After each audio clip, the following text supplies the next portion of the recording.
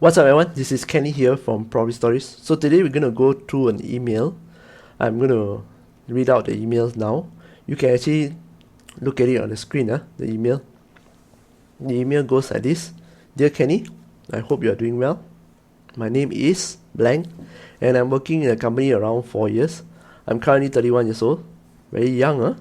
I'm in the process of purchasing a property and will appreciate your advice on affordability before I proceed with signing the offer letter. Below are my details: monthly salary 4270, monthly installment 1641, which is the property that the email sender would like to take. Other financial commitments: PTPTN 207, postpaid 307, property price 338K. So he has 3 concerns. Given my salary, does this installment amount 1641 seems manageable, or is it too high based on your experience? Are there potential risks I should consider before signing the offer letter? Would you recommend any alternative financing option or loan structures? I'll be grateful for your insights or a quick call to discuss this further. Thank you for your time. Thank you for the email. Before I go to this email, I have a small thing that I need to get out of my mind and share with you all. So the company staying in 4 years and then the salary is about 4,000 plus. Frankly speaking, I think you can do better. You should think of jumping already. I think about 2 or 3 years in one role is enough already. You upskill yourself and find another job that will pay you higher. Okay. So I know a lot of your parents most likely are from my generation also, boomer generation, because you're only 31, right? So this one, right, what will happen is that last time, even my parents also, my dad especially, will tell me, you work in a company, you do your best, and then the company will reward you. So 10, 20, 30 years down the road, then you retire, the company will reward you because you can retire. Right now, right, the situation is different already. Even when I started working as a salesperson, my salary, my basic, I never go up to 4. But understandable because I have commission. Okay? I just want to share with you a story of my coursemate. She recently, in January, just left for China for work. The salary they offer in China is double of what she's getting here. Let me just give you a gauge. She's been in the company, a multinational, holding regional level posts. Means she fly outside. She fly to China, she fly to ASEAN.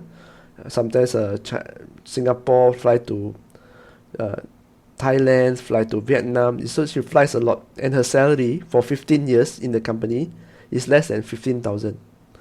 Her peers, other peers are same level one. Doing is about 20. Okay, 20. So she's like grossly underpaid lah. And she's been trying to get the company to relocate her for a few years already. Then company got no vacancy, and then so she left. She left to a vendor. The vendor offered her double salary. Double salary, never mind. But the role is lesser. Now she only need to take care of China. She don't have to take care of regional and don't have to fly anymore. Okay? So what does this tell you?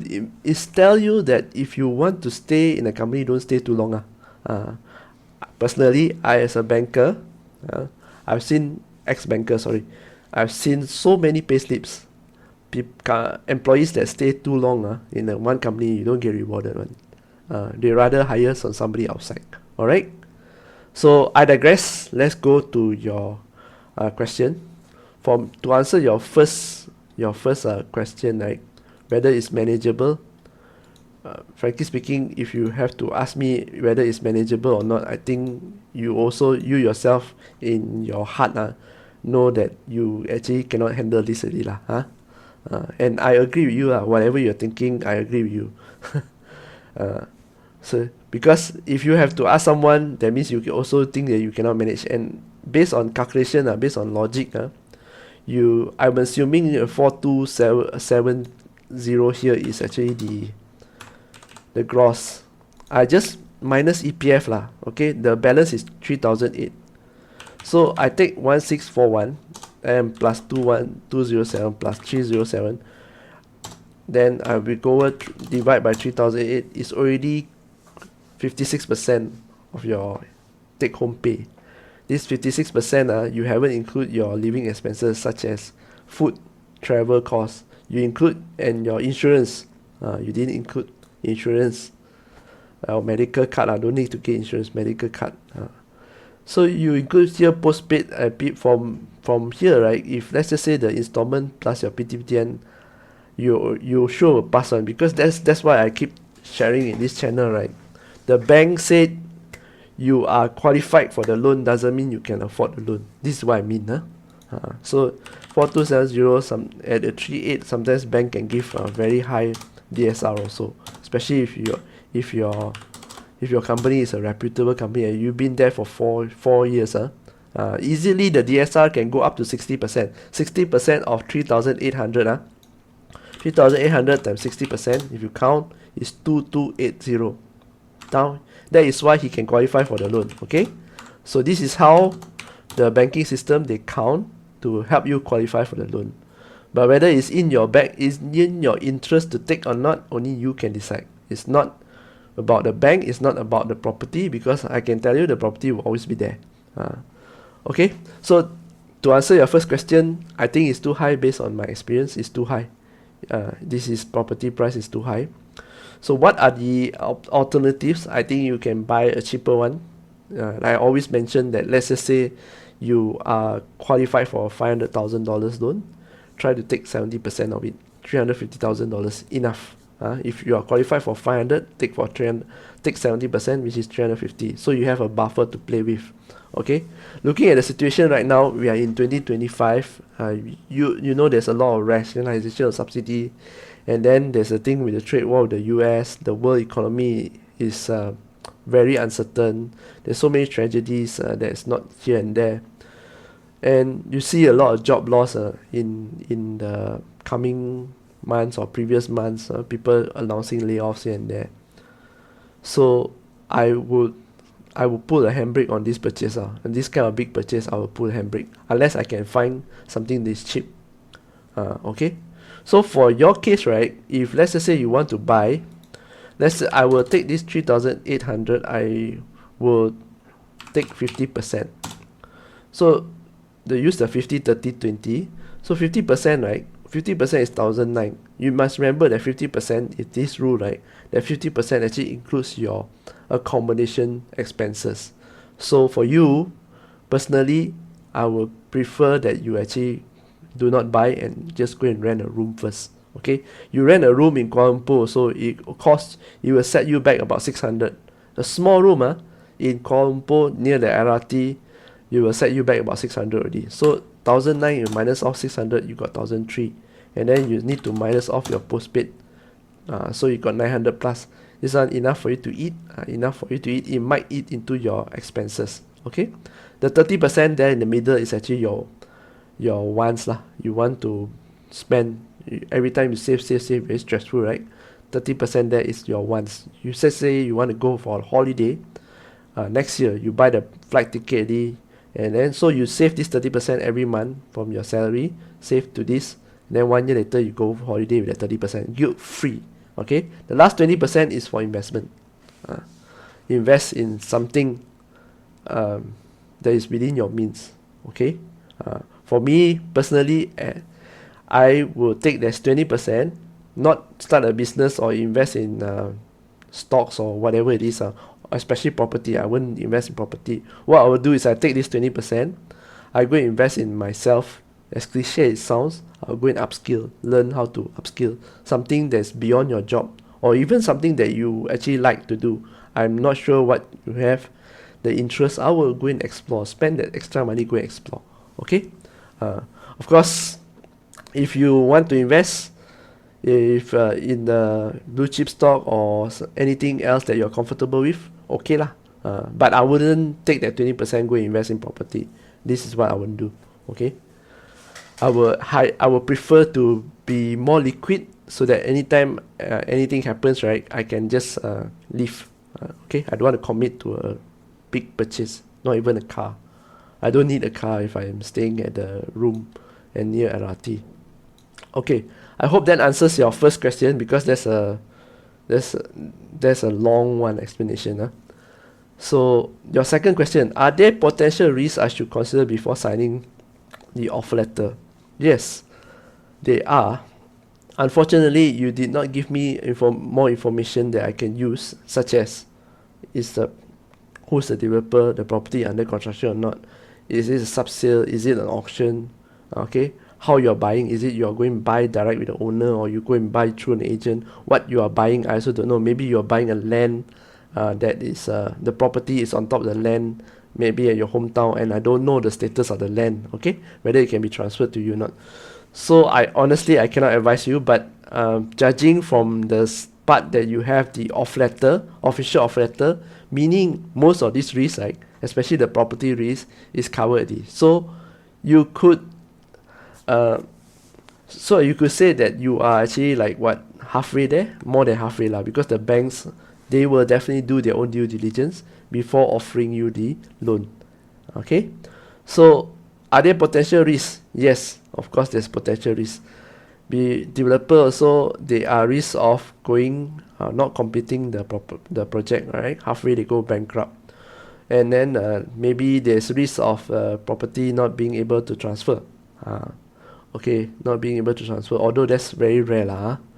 And then these are all the banking risks. Okay, frankly speaking, if you were to take loan from the bank would have done the due diligence, and they will have sent the experts such as valuers and lawyers to verify everything before they proceed. So your risk is very, very low. The biggest risk comes is when you are dealing directly with the owner, and then you are going through your own you are buying cash without the bank. Okay, but that is a story for another day. I hope that answers the question. Are there any potential risks? Yes, but the risk is very, very minimal. Third, would you recommend any alternative financing option or loan structures? Again, I don't know what you do. So if you are a government servant, I don't think you are, because you are in a company, right? So you mentioned company, government servant, you tell. If you're government servant, they do have LPPSA, which is very lucrative and fixed rate at 4%. Okay.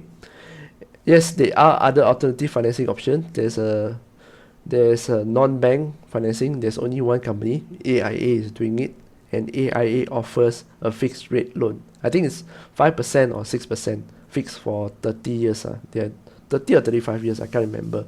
But it's fixed, so you don't need to worry about OPR go up and down. I forgot what's the amount they do. And then, but AIA, the loan is very hard to pass, because they are not a bank, so their financing criteria, and then there are certain places that they don't finance. Okay, so you need to check with them. AIA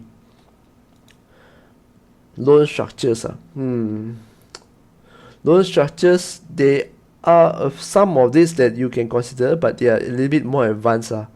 I'm talking about sometimes they can have half term loan, half OD. You can have same. I don't know whether any banks offering full OD loans. Full OD with the collateral as property now, but that's besides the point lah.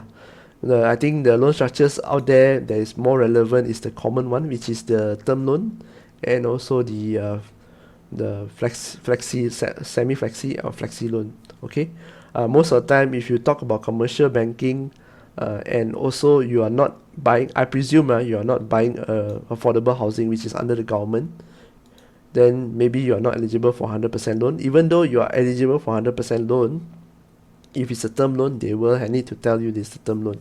But right now, the loan market, right, the features, frankly speaking, features from one bank to another differs very little. You just need to know when you need to pay, by when you need to pay, and every year, right, make sure you check your loan statement. Okay, and if you want to pay extra, make sure you understand the terms of prepayment. Okay, so I wish you all the best. Thanks for sending me an email. Personally, conclusion, I would not proceed with this purchase. Okay, I will focus on raising my income, raising my skills, And if I really need to proceed with the purchase, I will choose a property which is a cheaper one. Okay. So I wish you all the best. This is Kenny here. So if any one of you have any questions, you can email me. I don't do one-on-one consultation over the phone for all this. I don't do because it's a free one. I try to do as many as I can. Okay. So and when you email me, right, you are also giving me the permission to use as content like here, okay. But rest assured, I will not reveal your name or your emails or anything personal that can lead to you, okay. But of course, I have to reveal the stuff like all the information of the property or maybe whatever you write in the email. But I will not reveal what is your personal information, okay.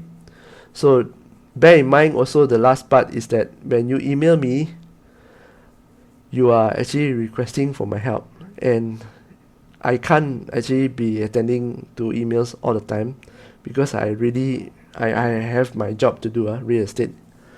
I'm a real estate agent, so I have the job to do. So please, you can email me, but please do not think that you are entitled to any reply, okay. I'll do my best to take as many as I can. I hope you understand that I have a priority of my real estate business and also my own time, okay. But I welcome emails, and I hope that you have an open mind when you send an email to me, because when I actually read all this, I want someone else out there with that in the same situation, right, to think and share and get from your story. All right. So this is Kenny here from Property Stories, and I will see you again in the next video. Bye bye.